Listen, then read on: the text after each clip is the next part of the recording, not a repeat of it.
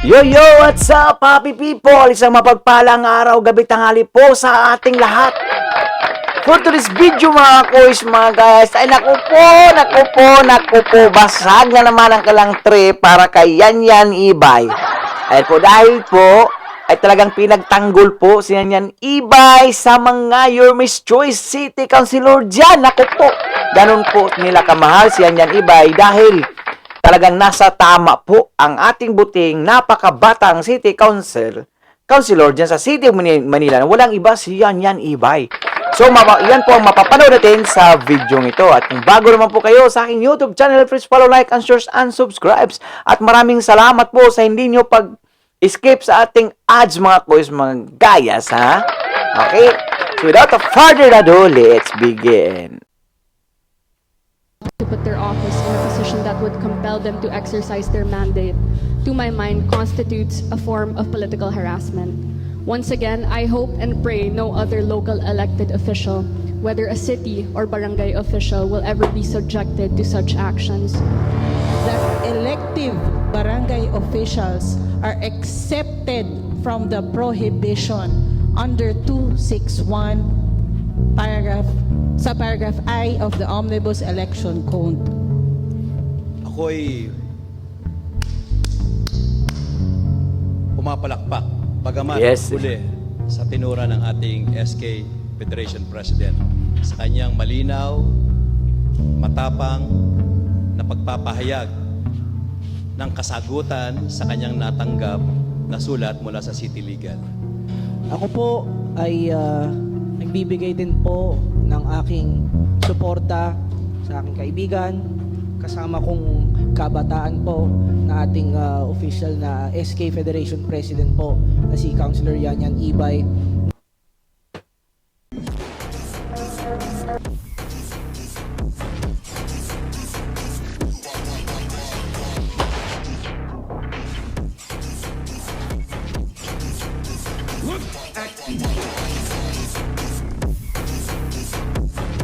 Pagpalain kayo ng buong may kapal.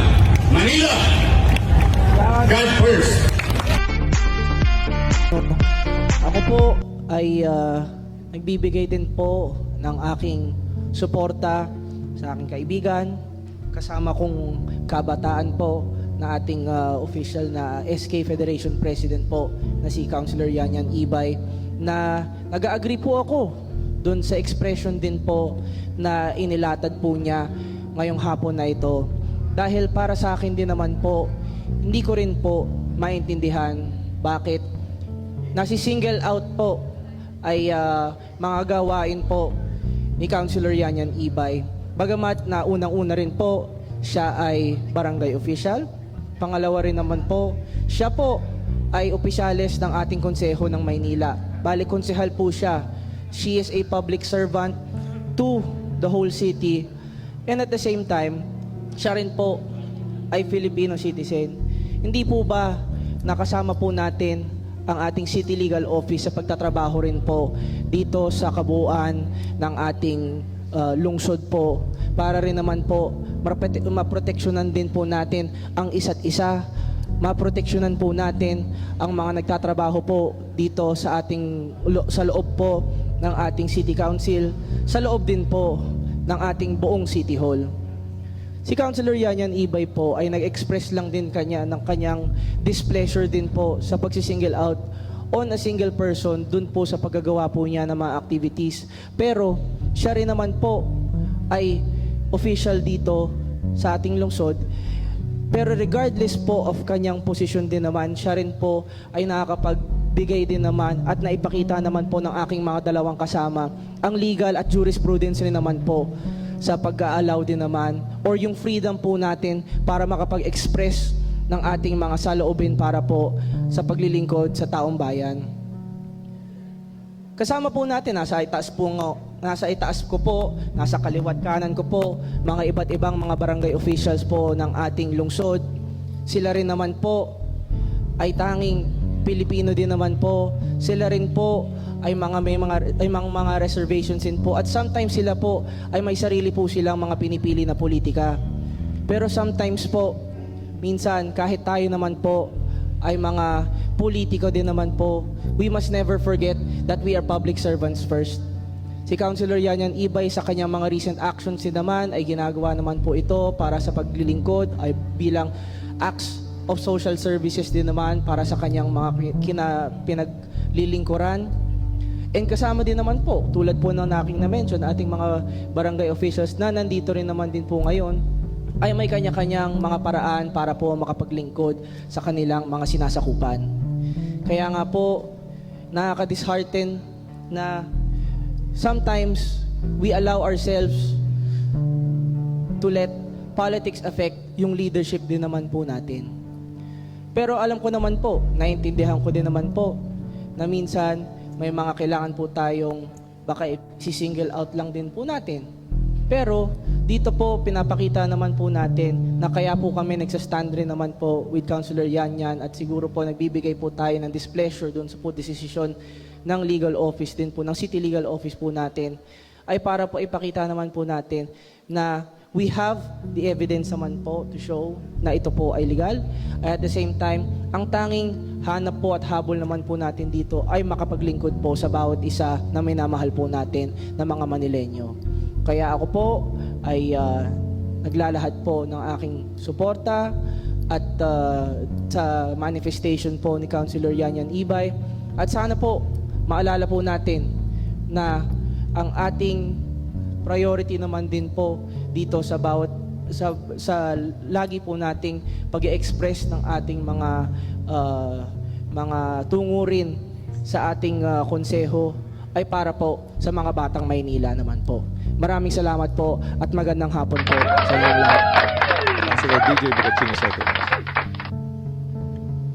Your Honor, as we come back here after a recess of All Saints, All Souls Day recess, this humble representation is saddened and quite dismayed po sa narinig natin na nangyayari. Dahil ang alam ko po, we are in the Philippines, the capital city, Manila, which is a bastion of democracy, Your Honor. And what I just heard, plain and simple, common sense, calling a spade, Your Honor. She was threatened by the city legal, and it seems like it's a political harassment, especially on the youth, the leader of the youth of our city. I don't know why the legal department is using such Gestapo tactics, Your Honor, in an elected official. I stand here not as a member of the minority, but as a member of this institution we call the City Council. When one member is being attacked, being threatened by another body in the government of the city, we should not stand for that, Your Honor. And you know, the more they harass the SK president, the more she will show everybody her capabilities, which even Agree. the majority admitted the last month when they gave her back her committee because she was capable and she's you know, a good public servant and leader of the youth. But in reality, they should leave her alone sana eh. I don't know why they're picking on her. Diba? And as a member of the council, and you know, side with her in this harassment. But it's just plain harassment. But it's also an indication that the political season is already starting. It's Diba? coming. Masyadong maaga, pero, you know, ganun talaga ang politika.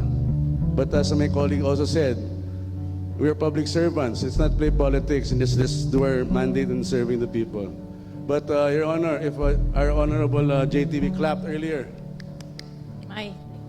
I'm also going to clap, standing ovation for the resilience of Honorable Yanyan Ibay, and we will stand beside her in this unnecessary and undue disrespect upon her, Your Honor. And with that, I yield. Thank you. Councilor Bocachino Soto. Thank you, Your Honor. Your Honor, gusto ko lang batiin si Konsehal Yanyan Ibay dahil she really knows where she stands and she knows her job. Dapat lang po siguro na talagang sumagot siya dahil unang-una, sana ang city legal, dapat yun ang pinupuntahan natin kung meron tayong legal na problema. Dapat siguro hindi nila pinagpapapatulan yung mga bagay na walang basihan. Especially so, yung letter na natanggap niya, walang basihan at hearsay. Sana hindi na nila pinapatulan yon, Your Honor. Nakakalungkot kasi dapat sila yung una nating takbuhan kung meron man tayong problema na legal. Your Honor, that is just what I wanted to say, and I want to congratulate Councilor Ibay for that. Thank you. Councilor Philip Lacanisero. Magandang Aba, tika.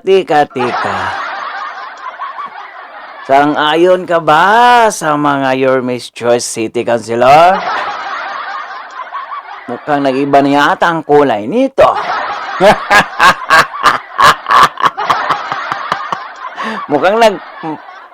mukhang nagpapakaawa sa kanyang mga constituent para mahalal muli, ha? Feelings ko lang. That is my feeling. Dahil lahat tayo ay mayroong kanya-kanyang mga feelings na nararamdaman. Well, wala kayong magagawa. Ito po yung nararamdaman ko eh. So, pakinggan lang po natin kung ano yung mga pinagsasabi niya nito. Sana lang positibo, hindi negatibo. Pero nakakapagtataka lang, ha? Kasi alam naman natin kung sino yung mga punot dulo, sino yung mga mastermind na gumagawa ng mga ganyang issue about kay Yan Ibay, partisan, political activity. Kala nyo siguro ay pwedeng kasuhan.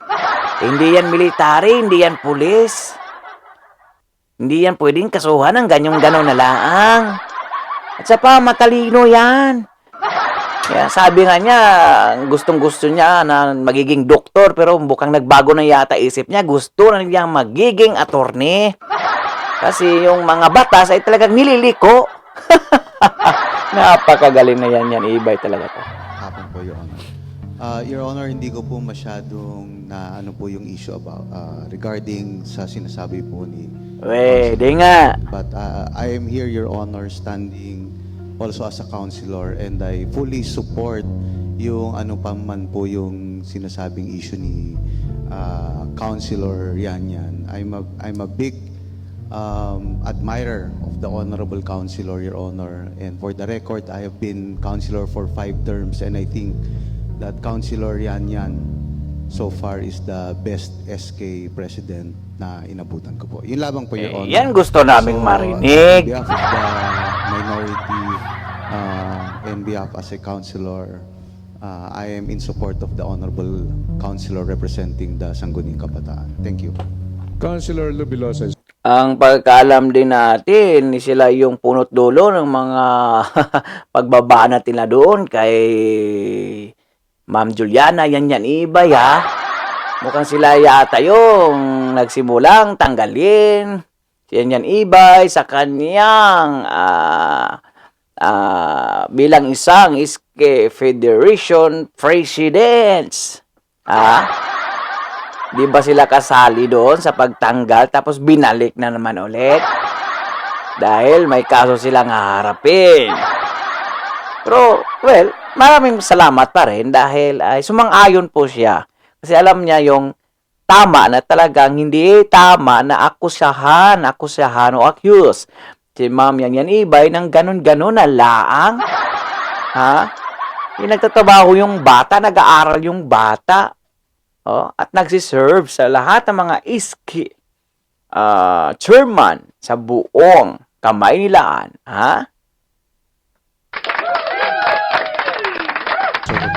Thank you, Your Honor. Ako po ay nakikiisa sa Low Biluso. sitwasyon ng ating SK chairman ngayon. Ang nasa isip ko po ay total, nasa isang gusali lang tayo. Ay bakit hindi natin ipatawag ang Tama! Tumpak! tao na sumulat sa ating SK chairman, at nasa ganun ay harap-harapan na maitanong natin dahil katulad ng sinabi ng ating butihing Councilor Ima, tayo rin ay lumalap. Tama, para magkaalaman. Para magkaalaman kung sino talaga yung nagre-reklamong mga yan. Ang kakapal ng mga mooks. Oh, bakit nilang ipatawag? Kasi internal lang naman yan, di ba? Oh, sa loob din yan ng isang pamahalaang lungsod ng Maynila. Oh, yung legal, department, o city councilor, opisina ni Mayura. Pwede lang naman pag-usap-usapan na lang. Tapos bibigyan pa ng ma-warning na yan, ng mga later na yan na accuses to Ma'am yan Ibay na parang gumagawa, parang ibig sabihin yan, parang sinabutahi. Sinabutahi niya yung mga kabataan. Ha? Para ayawan sila. Paano magagawa nyo? Ayaw naman talaga ng mga kabataan, mga matatanda, lahat ng manilinyo sa inyo. Huwag nyo nang ipagpilit pa yan.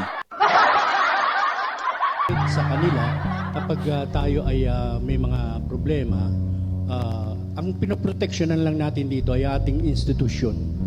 Tayong lahat dito magkakampi. Nagkakatalaktakan tayo paminsan-minsan o madalas, pero ang pagkakaibigan at pagsasamahan ay nananatili. Kaya siguro po ay sa protection din ng ating institusyon ay magharap-harapan at magkaroon ng linaw itong bagay na ito. Yun lamang po, Ginoong Tagapangulo. Maraming po salamat, Ginoong Tagapangulo. Ito talaga yung napaka-idol ko dyan sa City Council. Talagang, pag mali ka talaga, may paglalagyan ka talaga kay Congressman GTB Villanueva. Kaya umayos ka. Huwag mong tulunggisin yung mga your Miss Choice dyan dahil, ayan, tagapagtanggol yan. Napakatapang iyan. GTB Villanueva iyan. Ha! Pasok! Gusto ko sanang magsalita rin ng straight English, Ginoong Tagapangulo. Kaya lang may nag-text. Konsihal, nanonood po kami ngayon. Baka pwede mong Tagalogin para mas maintindihan namin. Nandito po kami ngayon sa loob ng barangay hall. Kaya ho, para pagbigyan po yung kaibigan nating nag-text at para maunawaan lalo ng mga nakikinig at nanonood ngayon. Unang-una ho, ako'y pumapalakpak, bagamat huli sa tinura ng ating SK Federation President sa kanyang malinaw, matapang na pagpapahayag ng kasagutan sa kanyang natanggap na sulat mula sa City Legal. Yung unang binitiwan, yung inyong unang binitiwang sentence na sana ay hindi ito maulit sa mga susunod pang henerasyon at papalit sa atin sa loob ng konsehong ito. Maraming salamat doon. Upang maunawaan po siguro ng mas karamihan ngayon, ang nagaganap at tinura ng ating SK Federation President, Ginoong Tagapangulo, nakatanggap po siya ng sulat mula sa City Legal Department at siya'y pinagpapaliwanag kung bakit hindi siya dapat mabigyan ng penalty, sanction, disciplinary action o kaso sa hinaharap dahil sa umanong may anonymous na sulat na natanggap ang nasabing departamento. Ayon umano sa anonymous sulat na ito, inirereklamo ang ating SK Federation President, ang pinakabatang miyembro ng ating konseho, na siya raw ay nai-involve sa partisan political activities, taliwas sa isinasaad ng Omnibus Election Code at iba pang mga regulasyon ng ating bansa. Tama ang sagot na ginawa ng ating SK Federation President. Narinig ko sa kanyang sagot na in order for an anonymous complaint to be valid, dapat it must be supported by any evidence. Otherwise, kapag walang nakalagay na ebidensya sa anumang sulat na reklamo, ito'y may tuturing na hearsay. Binasa ko po yung sinasabing anonymous, wala naman pong ebidensyang naka-attach. Kung hindi, parang isang scripted na sulat para akusahan ang ating kasamahan dito. Dapat, nung dumating po sana sa City Legal yon, total puro abogado doon pa lang nakita nila wala namang attachment ng evidence. Dapat hindi na nila tinanggap o hindi na nila sinulatan ng ating SK Federation President. Hindi rin naging maganda pagkatapos sumagot ng mahusay at tama ng ating kasamahan dito sa konsehong ito, nakita ko yung reply na dito po ako nag-react. At kung babasahin ko po, sabi po sa kanya ng sagot ng Legal Department dated October 28, 2024. Subject, reply to letter dated September 26. We reply, and if I may read, Your Honor, we reply to your above-mentioned letter that states the allegations above the violation of political neutrality of Sangguniang Kabataan nowhere in Republic Act 7160 or Republic Act 1072 mentions any provisions about it. Tama. At ang tinura ng ating kasamahan, tama yun, wala namang inilalagay. Pero ito po ang parang sa akin, pananaw, ay mauuwi sa political harassment. It would be wise for you, SK Ibay, to be aware that this statement of yours may be construed as an implied admission that you are involved in political politics. Binanggit lang po ng kasamahan natin, wala namang binabanggit sa Local Government Code at sa Republic Act 10742. Binanggit niya lang na wala. Biruin mo, sabihan siyang it may be construed as an admission, implied admission na ikaw nga ay involved sa partisan politics. Parang mali. Biruin mo, pinasagot ka, sumagot ka, wala ka namang sinasabi, biglang ang sagot sa'yo, o di inaamin mo na involved ka nga. Sige na, wag na po tayo doon. Ang sinight na kaso na ipinagbabawal ang mga barangay officials, including all elected officials, to engage in any partisan political activities. Ang sinight na kaso doon ay meron pong date na 2016. Ibig sabihin, itong jurisprudence ito, dapat namang ipaalala kung meron silang sinusulatan. Pero malinaw din po ngayon sa sagot ng ating SK Federation President at talagang magaling, talagang matalino, talagang mahusay mag-research ito. Biruin ninyo, noong March 2022, kung ang binabanggit na kaso ay merong petsang 2016, at ang binanggit ng ating kasamahan ay may date na March 2022, which is the latest, na isinumite ng Law Department ng COMELEC ang kanilang rekomendasyon ng lahat ng barangay official at any other elected officials na mag-engage sa partisan political activities ay magkakaroon ng kaakibat na kaparusahan. Sabi ng Law Department, pwede ho ba mga commissioners ng COMELEC i-exempt natin ang mga barangay officials and other elected officials dito sa provision na ito? At malinaw nga na binasa at uulitin ko po. Sabi ng COMELEC, after due deliberation and considering the foregoing, the Commission resolved, as it hereby resolves, to approve the recommendation of the Law Department that elective barangay officials be exempted from the prohibition under Section 261, Paragraph I of the Omnibus Election Code. Ibig sabihin, niresolba na ng Commission on Election yung batayan na ginagamit ngayon sa ating kasamahan, dito sa kasamahan natin sa konseho, na sinasabi na siya ay merong possibility na nag-violate dito sa provision na ito. Baka nagkukulang ng pagsasaliksik ang nasa loob ng ating city legal at nalalagay sa kahihiyan. Hindi lamang yung kasama natin dito, pati ang tanggapan natin. And I will end Tama. this statement of mine, Your Honor. Lubayan na natin si SK Yanyan. Mag-concentrate na tayo sa mga trabaho natin. Yes. Tama na yung hagupit na naranasan ito ng mga nagdaang buwan. Naniniwala ang karamihan sa atin dito, marahil yung mga nakikinig at nanonood dito sa atin, na wala pong binabiolate ang ating SK Federation President.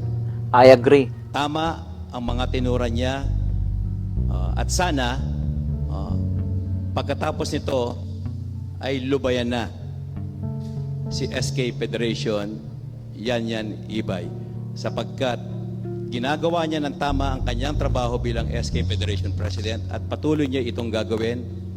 Huwag na natin siyang idamay sa nangyayaring tika dito sa loob ng lungsod. Maraming po salamat. Any last words from Councilor Yanyan Ibay? Maraming salamat po, Your Honor. I would just like to express my sadness po towards the actions po of the City Legal Office because from my understanding po kasi ang function po ng City Legal Office is to protect the local chief executive and its body, not to prosecute them. And the action that they have just done certainly prosecutes me. Kahit na yung binigay po nilang mga batas, the laws they've cited, the jurisprudence they've cited, lahat po yun overturned na.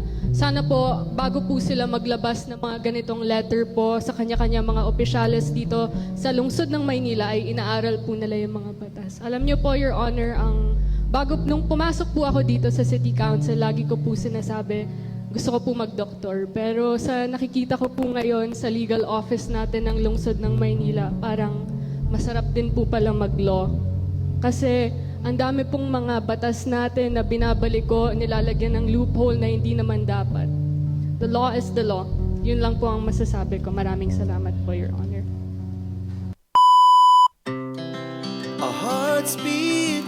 So, ayun nga mga kois, mga guys. So, klarong-klaro po. Ayan. Klarong-klaro po na wala po silang basihan sa accuse nila kay Ma'am Yanyan Ibay, mga kois, no? Dahil hindi po saklaw ng legal department ang kaniyang sariling mga kasamahan, especially dyan sa City Council, mga kois, mga gayas. But course, dapat sila yung taga-depensa. Kung sakaling mayroong problemang legal, ng lahat ng mga City Council o Mayor o Vice Mayor dyan sa City of Manila. So ngayon ay talagang kitang-kita yung pamumulitika talaga ng mga kois, mga guys. Nung una, tinanggal nila si Yanyan Ibay bilang isang SK Federation President, tapos binalik na naman dahil puro mali po talagang mga ginagawa nila kay Yanyan Ibay. So talagang mapaghalataan po ng taong bayan na namumulitika po sila. So, pag-i-komento na inyong mga reaksyon at opinion sa video ito, mga kois, mga gayas. At maraming salamat sa hindi nyo pag-skip sa ating mga ads. Ayan. At paki-like and share and subscribe kung bago naman po kayo sa aking YouTube channel. So for now, I'm Gan Manila. God first, God bless all. Peace. Bye-bye. To the city streets, we began to feel the fire. We rise like tall buildings.